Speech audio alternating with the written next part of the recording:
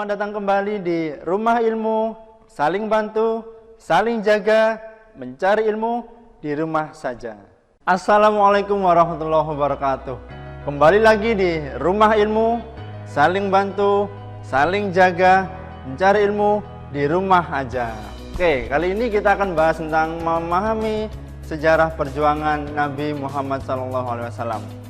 Pada 3 segmen nanti kita akan bahas pertama tentang masa kelahiran Nabi, yang kedua tentang Nabi diangkat menjadi Rasul, dan yang ketiga adalah tentang dakwah Nabi di kota Mekah. Kira-kira ada yang tahu nggak kapan kelahiran Nabi? Atau baru kita akan mengenal? Oke, setelah ini kita akan bahas.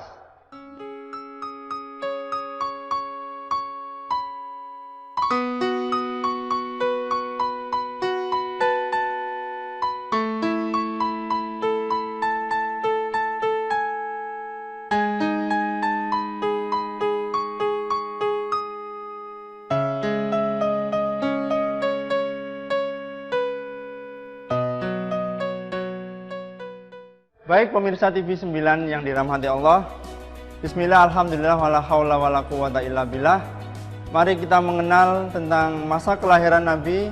Yang perlu diketahui adalah Nabi Muhammad adalah panutan kita, uswah kita. Sebagai umat Islam kita perlu mengetahui seluk-beluk, serta mulai dari kelahiran Nabi, masa remaja Nabi, sampai ketika Nabi mulai berdakwah di kota Mekah maupun Madinah. Pada kali ini kita akan bahas tentang Nabi lahir di mana. Ada yang tahu di mana lahirnya Nabi? Ya, betul, di kota Mekah. Mari kita mengenal sejarah kelahiran Nabi. Dari pemirsa TV 9 kali ini, ada yang tahu nggak kapan kelahiran Nabi? Kapan?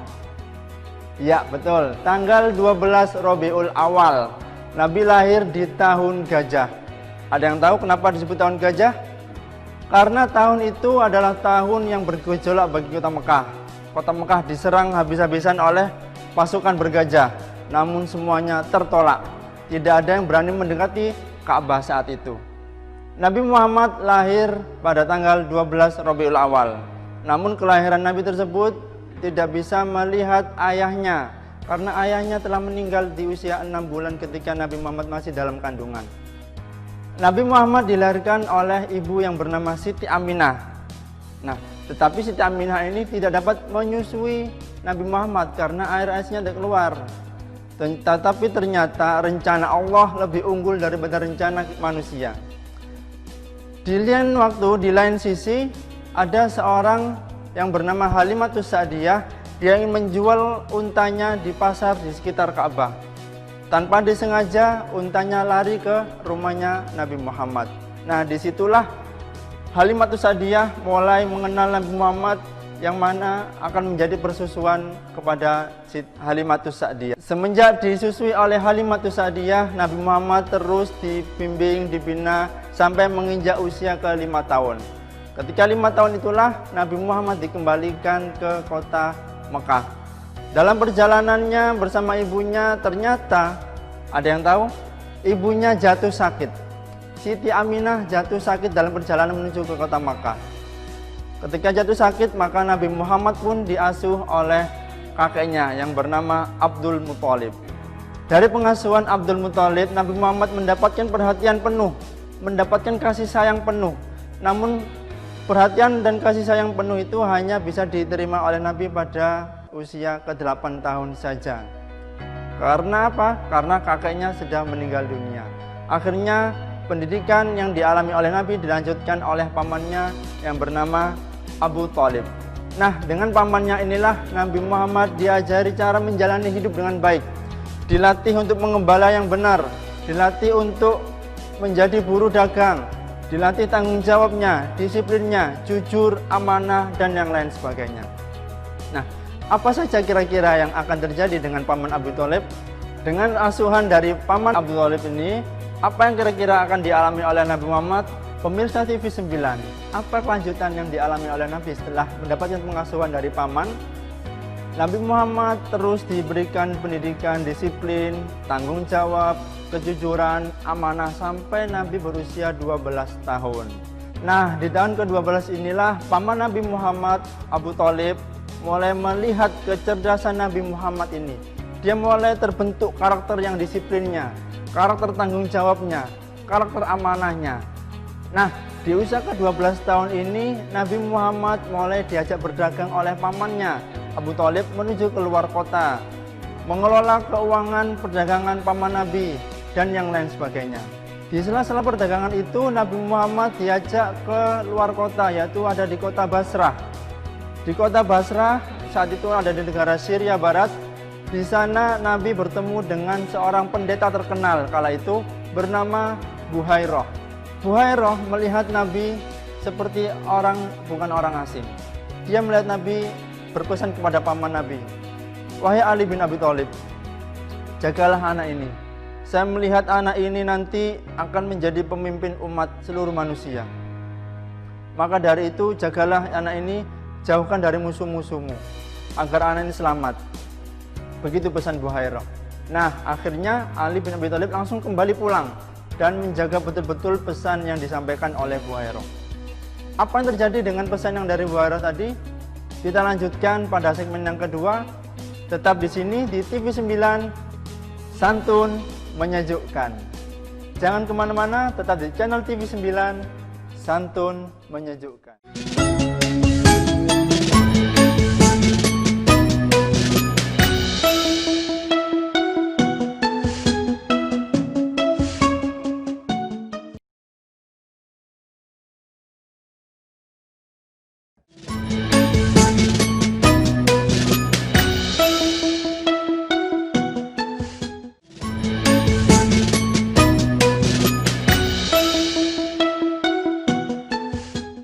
Selamat datang kembali di Rumah Ilmu, saling bantu, saling jaga, mencari ilmu di rumah saja.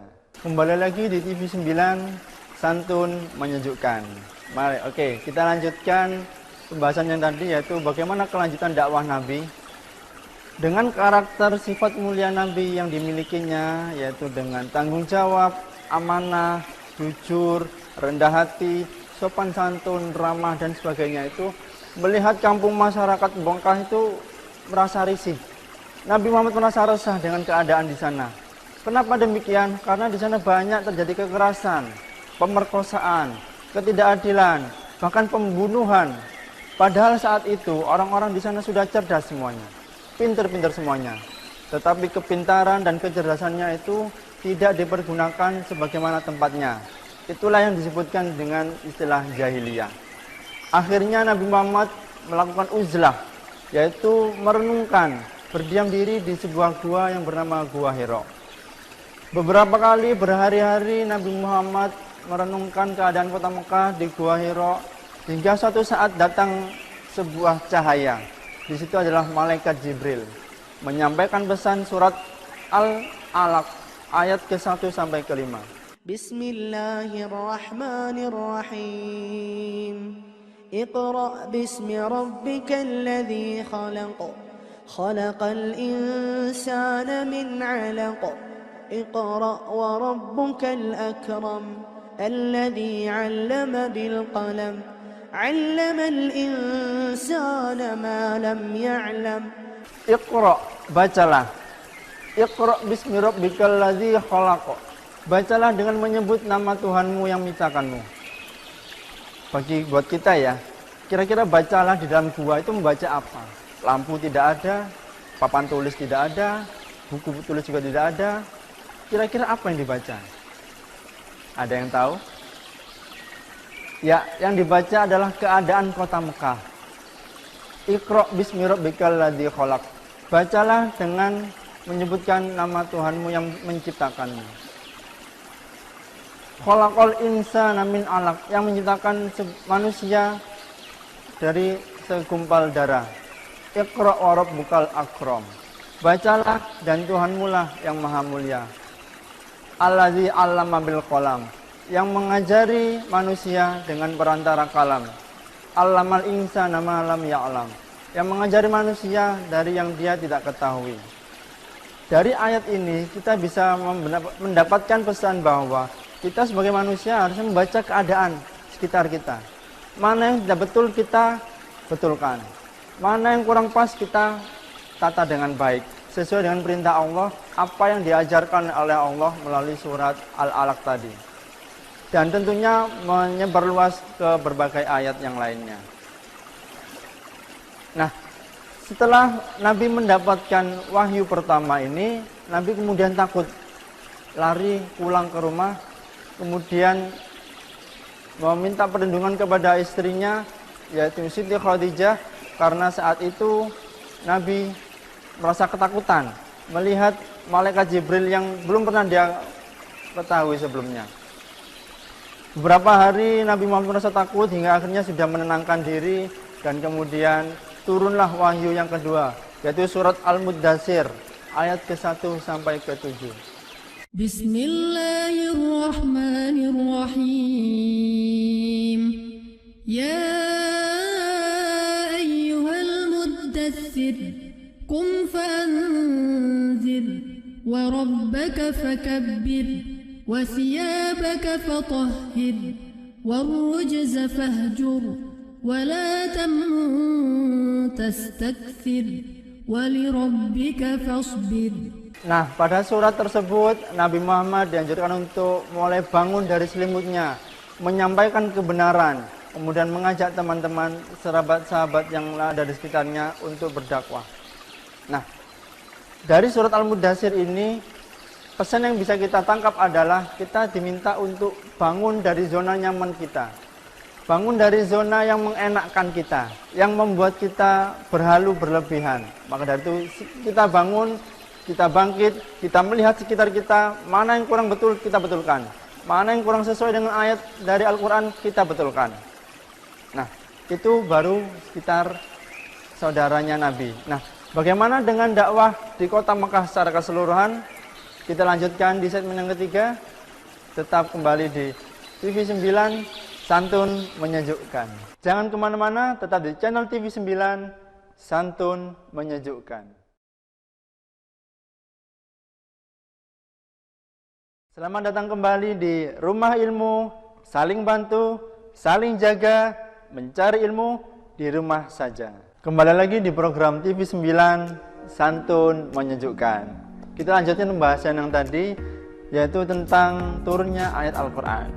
Dengan turunnya wahyu untuk berdakwah secara sembunyi-sembunyi, maksudnya adalah agar bisa lebih dikenal oleh masyarakat sekitar, untuk bisa melaksanakan perintah-perintah Allah. Maka dakwah awal Nabi dilakukan di rumahnya sahabat Arqam bin Abil Arqam Al-Akhzumi. Di sana datanglah berbagai sahabat, mulai dari Siti Khadijah, Abu Bakar, Ali bin Abi Thalib, Zaid Al-Hasir, maupun Ummu Aiman.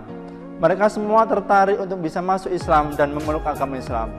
Mereka semua adalah orang-orang pertama Islam yang kita kenal dengan istilah As-Sabiqunal Awwalun. Dari masing-masing mereka ini diperintah oleh Nabi untuk menyebarkan agama Islam lebih luas lagi, hingga turun ayat dari surat Al-Hijr ayat ke-94 sampai 95.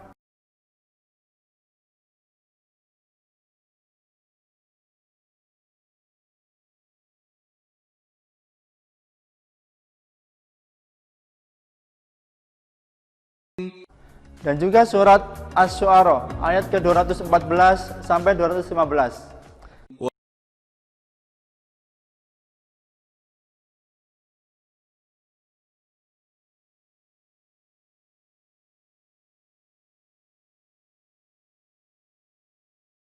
Dari kedua ayat ini Allah memerintahkan Nabi untuk berdakwah secara terang-terangan dan juga memperingatkan kepada kerabat-kerabat dekatnya.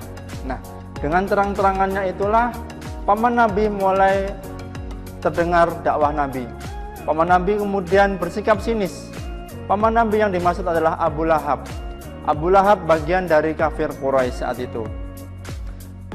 Akhirnya paman Nabi mulai memikirkan cara untuk bisa menghentikan dakwah Nabi.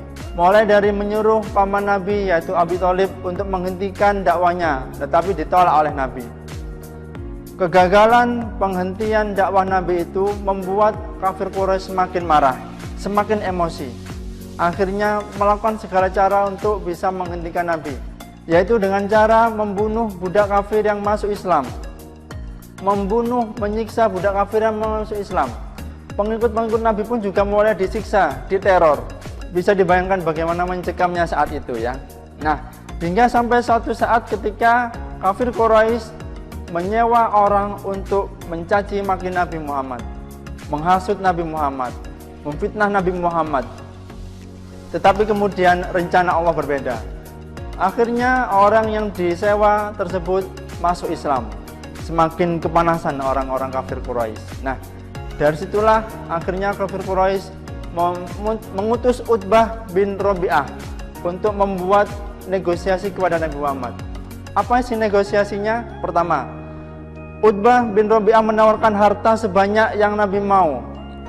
Utbah bin Rabi'ah menawarkan jabatan setinggi yang Nabi mau. Utbah bin Rabi'ah menawarkan wanita secantik yang Nabi mau. Harta banyak, mungkin kalau kita diberikan harta banyak sudah tergiur begitu ya. Jabatan yang tinggi ataupun wanita-wanita yang cantik. Tetapi semua itu ditolak mentah-mentah oleh Nabi.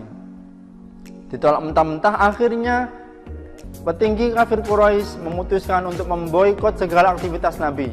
Mulai dari berdakwah, dengan cara apa memboikotnya? Yaitu dengan cara tidak menikahi orang-orang Islam, tidak menerima pernikahan orang-orang Islam, tidak melaksanakan jual beli dengan orang Islam, kemudian juga tidak menjenguk orang Islam yang sedang sakit, ataupun juga tidak mengantarkan mayat orang Islam yang sudah meninggal, serta juga tidak menerima permintaan damai dari orang-orang Islam. Sungguh luar biasa perjuangan Nabi. Pemirsa TV 9 yang dirahmati Allah, jika kita tarik kesimpulan, kita tarik kepada zaman kita sekarang, apakah kita bisa menjaga diri kita, keislaman kita, keimanan kita dengan iming-iming yang telah ditawarkan oleh Utbah bin Rabi'ah tadi? Harta yang banyak. Kita bisa membayangkan, misalkan kita diberikan hotel mewah bintang 5 di Amerika.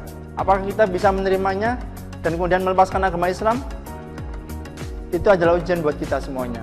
Termasuk juga jabatan atau bahkan wanita yang cantik. Mari, maka dari itu saya mengajak anak-anak sekalian untuk mengukur diri kita, menjaga keimanan kita, menjaga ketakwaan kita. Sudah seberapa tinggi keimanan kita? Sudah seberapa bagus ketakwaan kita? Mari kita contoh Nabi Muhammad. Kita sebagai umat Nabi Muhammad, kita laksanakan contoh-contohnya, perintah-perintahnya, sehingga nantinya kelak kita semuanya mendapatkan syafaat dari Nabi Muhammad SAW. Sekian untuk pembahasan TV 9 kali ini. Mudah-mudahan mencerahkan, menyejukkan, serta menyantunkan kita semuanya, sehingga nantinya kita selalu mendapatkan ridho dari Allah Subhanahu Wa Taala. Kurang lebihnya mohon maaf. Terima kasih. Ihdinas shiratal mustaqim. Wassalamualaikum warahmatullahi wabarakatuh. TV 9, santun menyejukkan.